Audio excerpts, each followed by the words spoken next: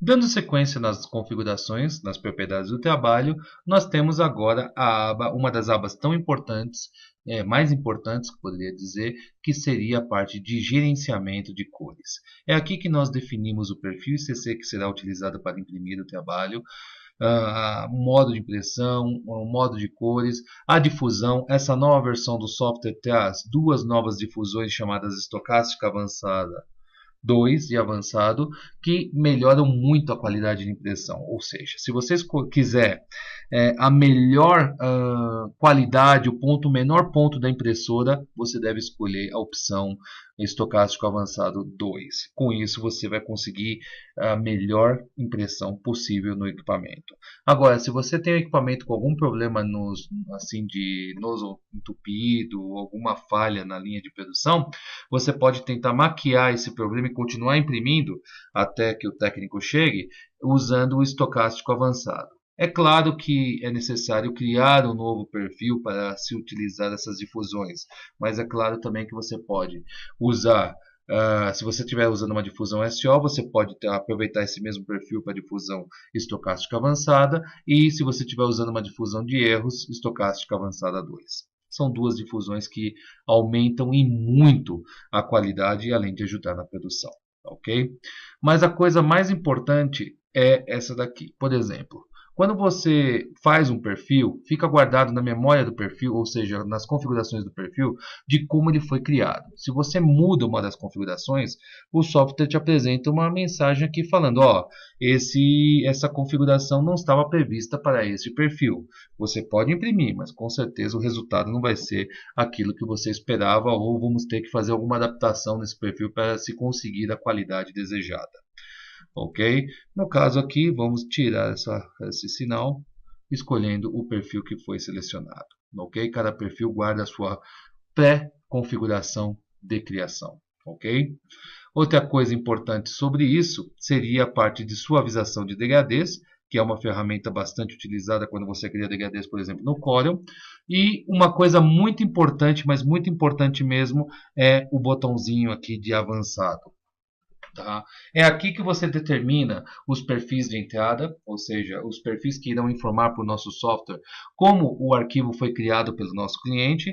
No caso, esse arquivo veio com perfil CC embutido. Isso é muito bom, porque aí nós temos certeza que nós estamos interpretando o trabalho como ele deve ser. Se você não tem esse perfil, ou seja, se essa parte ficou em cinza, eu recomendo você entrar em contato com o cliente que te entregou essa arte, tá? E perguntar para ele como está configurado o seu aplicativo de desenho em relação ao perfil de entrada para você, para você colocar aqui o mesmo perfil de configuração. Tá, ok? Caso contrário, com certeza você vai ter diferenças de cor na produção. O melhor sempre é pedir para o cliente enviar o arquivo com o perfil CC embutido.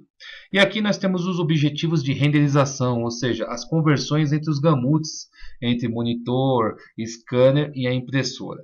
Aqui eu recomendo que você veja o meu manual sobre gerenciamento de cores, onde eu explico todos os pontos de como e quando se deve utilizar cada uma dessas opções de gerenciamento. Ok? Sempre lembrando que a função de suavização de degradês somente irá funcionar se você tiver essa janela do degradê aberta. Senão, o software não interpretou, ou se você salvou isso no bitmap, ele ficou generalizado numa imagem bitmap e nós não temos o controle sobre o degradê. Tá?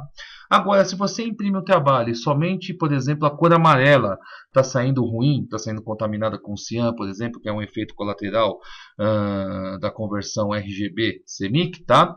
E as demais cores estão perfeitas, você pode vir aqui e usar o controle de cor pura e falar, olha, é o seguinte, eu quero que o amarelo saia amarelo. E o software vai fazer a limpeza do componente cian ou de qualquer outro componente que não deveria estar aí na configuração da cor pura. E com isso nós conseguimos limpar e ter até 16 gerenciamentos de cores simultâneos. Aqui é um arquivo bitmap, então eu só tenho praticamente 2 gerenciamentos.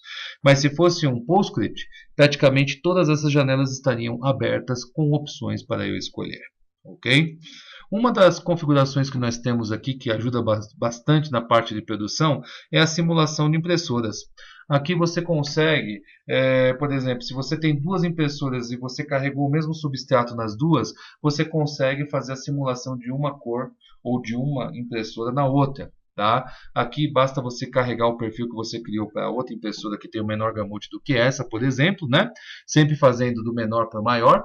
E com isso você consegue fazer, vamos dizer assim, o empareamento das cores de uma maneira bastante simples. Tá? Qualquer dúvida sobre isso, você pode entrar em contato conosco no suporte técnico. Ok?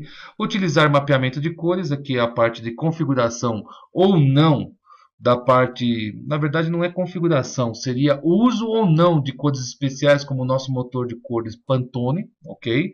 Aqui você liga ou desliga o Pantone e se você tiver alguma imagem do Illustrator onde você tem sobreimpressão, tá? Você pode ativar ou desativar essa função para que a transparência seja aplicada ou não corretamente. Sobre a sobreimpressão, deixa eu explicar um pouquinho mais o que é isso. Tá? Vamos abrir aqui o SciColor Tester, que aqui nós temos uma prévia visual da situação que é a sobreimpressão. Então, vou vir aqui, o arquivo ele fica guardado aqui na pasta arquivos de programa, na verdade no meu software aqui é em inglês, eu vou colocar ele aqui no Program Files, e sai Production Suite, Cloud Power Heap, e aqui eu tenho os samples. Para que você entenda o que é a sobreimpressão, vamos adicionar esse trabalho, vamos entrar aqui, vamos esperar que a prévia apareça, né? E agora eu vou nas propriedades de configuração, já tenho um perfil. E aqui eu quero te mostrar a questão da sobreimpressão. Tá? Também a questão das transparências. Por exemplo, do jeito que está configurado o software agora, que é para ignorar a sobreimpressão, o arquivo será impresso do jeito que você está vendo aqui. Nós temos aqui camadas de magenta, amarelo e cian, onde eles não se misturarão. Praticamente vai ficar igual. Tá? Mas se por um acaso você desliga a sobreimpressão, o que vai acontecer? O magenta vai ficar magenta, mas essa sobrecamada do amarelo sobre o magenta vai me gerar uma cor vermelha, e essa sobrecamada do cian, ou seja, onde tiver comum entre o cian e o amarelo, vai me formar um verde. Isso é a sobreimpressão, que nós temos que ativar ou desativar de acordo com a necessidade. Por exemplo, quando trabalhamos com transparências, a sobreimpressão tem que ser desativada.